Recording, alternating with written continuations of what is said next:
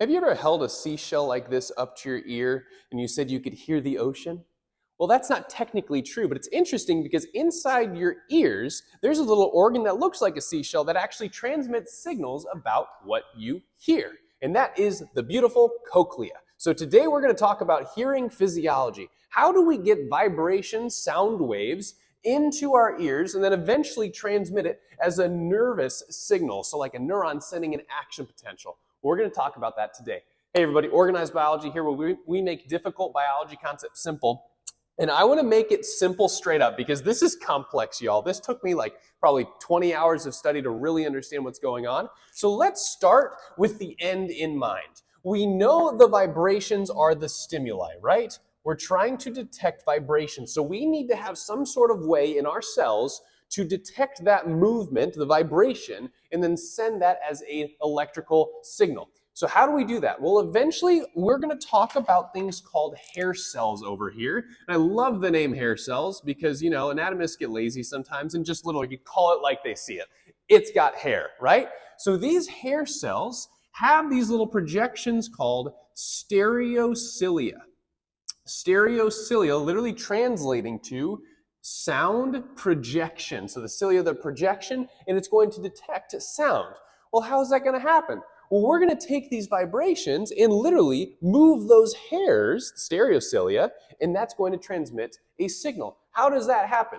Well, eventually we're going to open up some channels, make this cell really positive, and that's going to cause neurotransmitters called glutamate to be released. So I'm going to label that here, glutamate, okay? It's going to be a stimulatory neurotransmitter in this case, and that's going to get these sensory neurons excited to send their action potentials, get positive, send them down something called the cochlear nerve.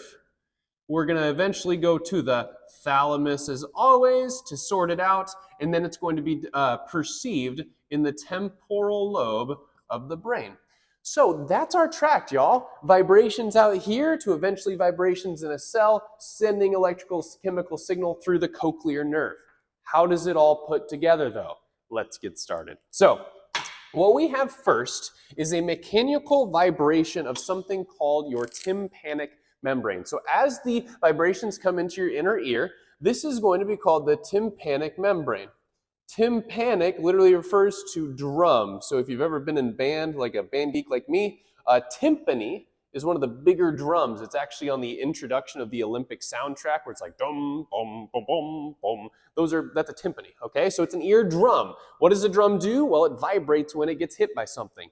What's it getting hit by?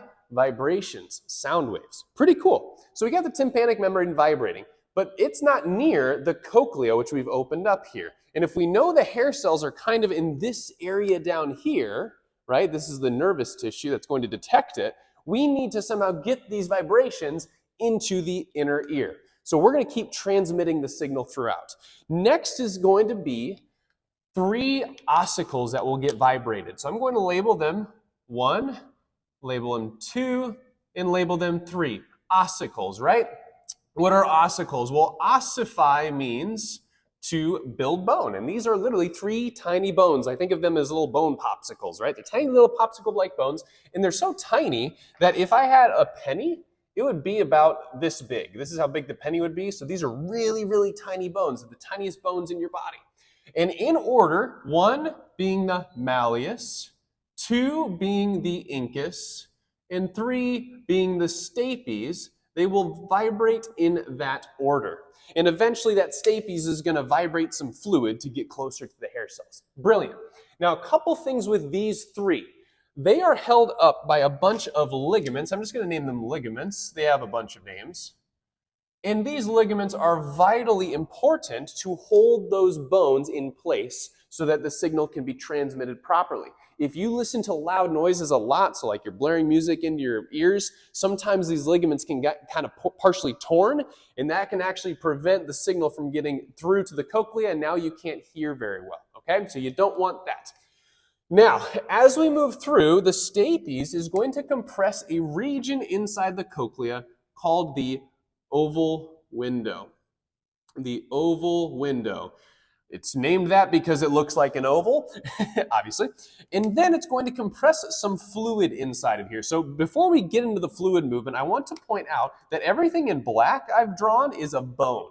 So the cochlea is literally like a hard shell, right? It's covered in endosteum. So I'm going to label that here, endosteum. We know from the endochondral ossification video that's basically the inner lining of kind of connective tissue, strong bone, and collagen fibers, keeping it kind of protected. And so we've got kind of a layer of connective tissue, bone, and then we're going to have these inner labyrinths, okay? So now we're going to look at the inner labyrinths filled with different types of fluid. So first and foremost, we're going to vibrate this fluid, and this fluid is called perilymph. It's a clear fluid, very similar to cerebrospinal fluid in terms of composition, interestingly, and it's going to start vibrating throughout here. And lining the basically the layer of the perilymph will be a bunch of membranes here. So I like to think of this whole structure going throughout it like a big, thin water balloon. We've got the fluid, the perilymph on the inside. We've got the latex, which are these membranes on the outside. So what are these membranes named? Well, on the top part of the cochlea, this top part right here is going to be called the vestibular membrane. Vestibular membrane. And you can see it's kind of on the base here of the perilymph.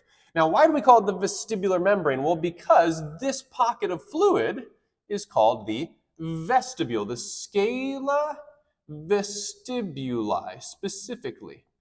So we basically use vestibule twice. So on this part, the scala vestibuli, literally translating to canal, a vestibule, like a hallway inside of a canal, and then we've got the vestibular membrane on the base of that. Now this is where it gets weird, and I don't know why anatomists did this, but up until this point, so you see this pointed part here, this pointed part of the cochlea is called the helicotrema, literally translating to the end of a coil, okay? So at that point, we now switch the names. Why? I don't know. So we turn it from the vestibular membrane right here and the scala vestibuli, we now call this pocket on the basal side the scala tympani. So all the way throughout after this is, so for example, this is scala tympani, this is the scala tympani, this is also the scala tympani. All of this pocket of fluid is this. All of the pocket of fluid before that was scala vestibuli. Weird, right? Furthermore, now we've got a different membrane name. So we see the same membrane that continues on throughout is now going to be called the basilar membrane. I tried to say basilar membrane, right? Basilar membrane. Now, this one makes sense, right? Because it's kind of on the basal side, it's on the bottom side, right? And I want you to know that this is gonna be the one we're really talking about. In fact, this basilar membrane is right here, and it's gonna start vibrating and actually help move those hair cells to get those vibrations translated. Very cool. Okay, so those are a couple of membranes that you need to know. Furthermore, I'm not going to point them out too much until we get to the details of it. But inside another region here is called the scala media. And I'm actually going to draw this in pink because it's going to have a different fluid inside of it. So this little, okay, so here's this chamber on the inside. You've got the scala vestibuli on the top, scala tympani on the bottom. But then there's another fluid-filled cavity inside here called the scala media. Scala media. This one makes sense, thank God, because it's the middle canal. Right? Now, this contains something called endolymph, and I'm drawing it in pink because it has high potassium ions. High potassium in pink, it's got high potassium in the endolymph in the scala media. Now, inside the scala media, running through it, are two other very, very, very important structures. The first one in green here is going to be called the tectorial membrane. And then the purple, the most important structure, is called the spiral organ. Spiral organ, you may also hear organ of Corti. Organ of Corti, two different names. All right, as you can see in the purple, I want to just point this out now. Organ of Corti has the hair cells inside of it. That's what's going to detect those stimuli. Very cool.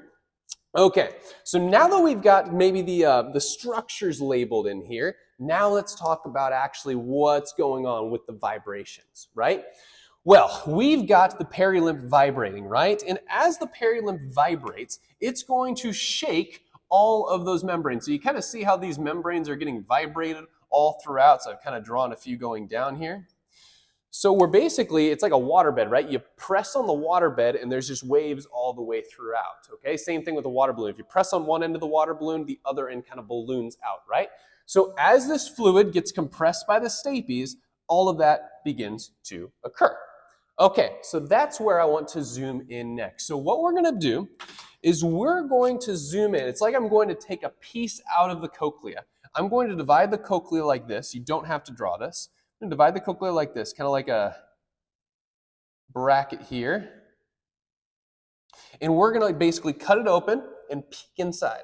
So cutting it open like this, peeking inside. What do we see? Well, we see this, okay?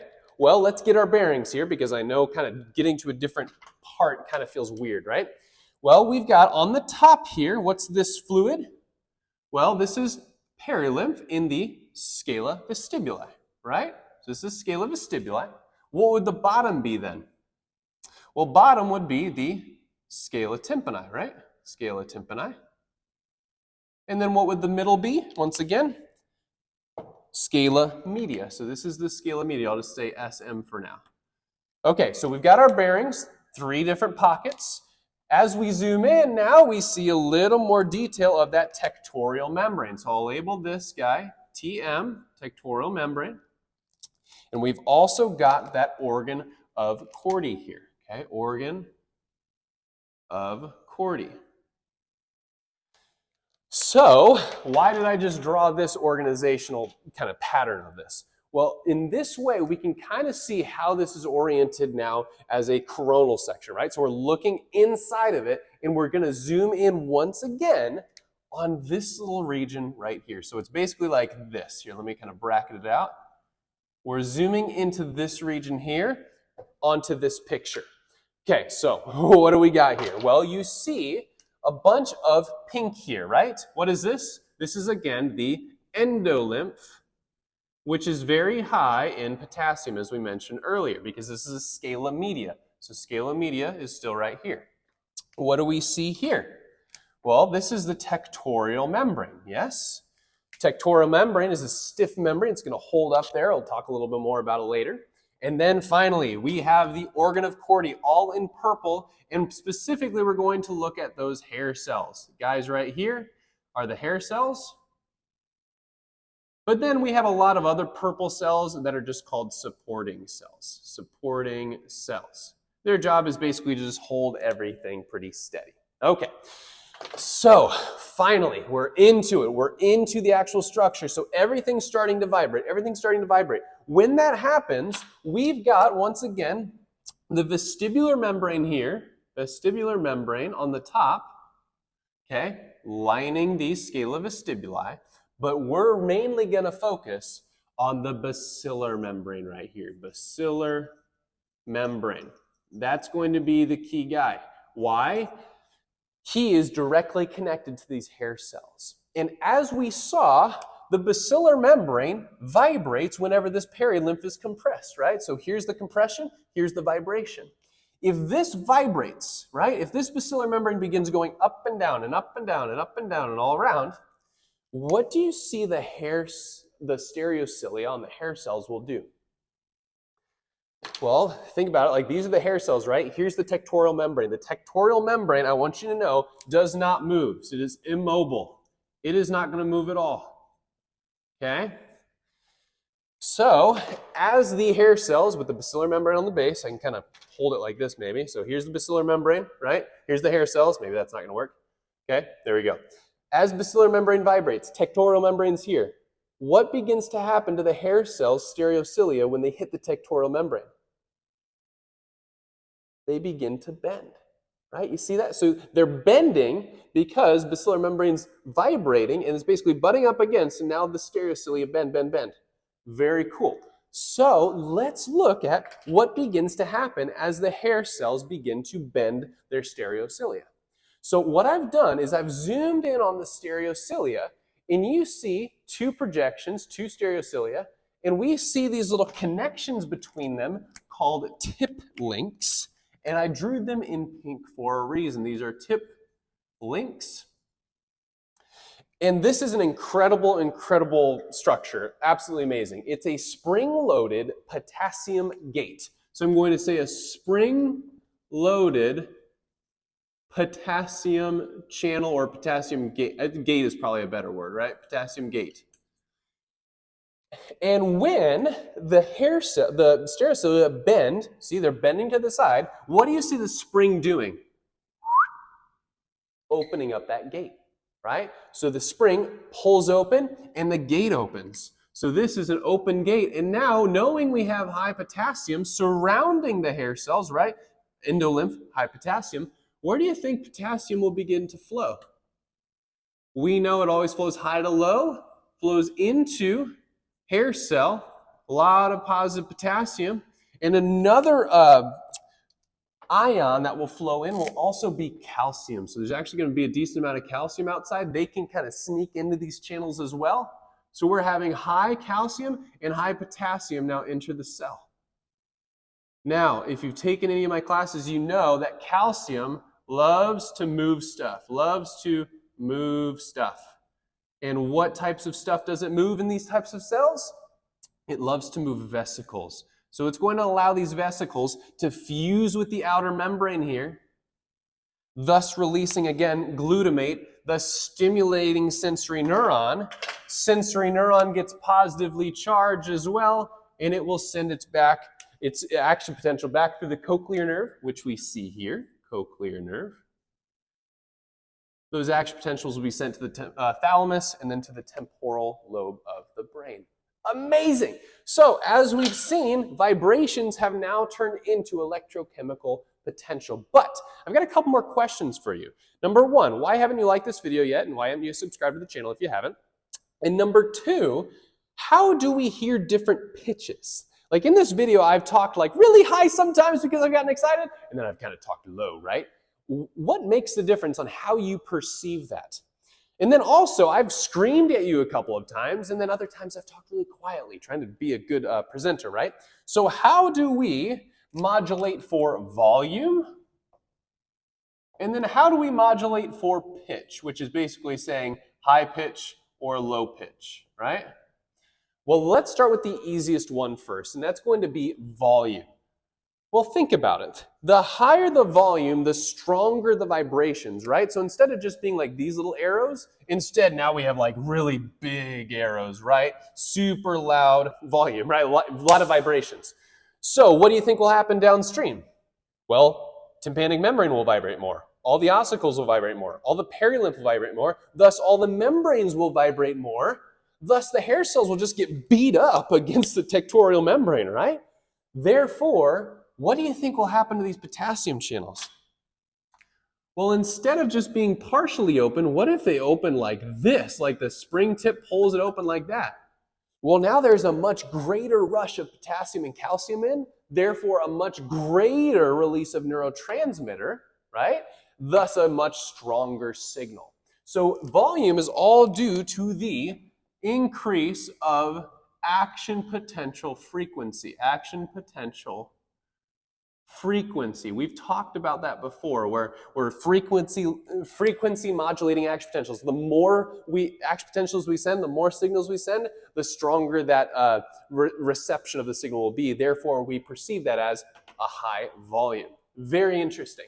Now, pitch is a little more difficult. Why? Well, what I want to tell you just straight up is that different regions of the cochlea will detect different pitches. I'll say that again. Different regions of the cochlea will detect different pitches. You see, we're going to look at the basilar membrane a little bit, and if I were to draw the basilar membrane accurately, this is what it should have looked like. So we would have had very stiff, short beginning, And then as it gets longer, it gets widened out. Okay? So this is going to be basically, here, I'll label this as number 1 here, this region right here, number 1. And then we'll say this is number 2 at the very end of basilar membrane, more up here, right? Okay, when it changes. So what's happening here? We're at the beginning, we've got very stiff and immovable, or very immovable, it's not super immovable, but it doesn't want to move, okay? Stiff vestibular membrane, whereas down here, basilar membrane, whereas up here, it's very loosey-goosey, loose and floppy, loose and floppy. So, let me just give you an example. If something doesn't want to move, you've got to put a lot of energy into it to move it, right? If it's really floppy, it's going to move regardless, right? So you don't need a lot of energy in order to move it. Now, energy, right? Pitch is different depending on the amount of energy in the sound vibrations. What do I mean by that? Well, a high pitch, so I'm going to say a high pitch. What is that actually? Well, it's when vibrations of the waves will look something like this. Lots of waves in a very short period of time. That means high pitch is the same as a high frequency, right?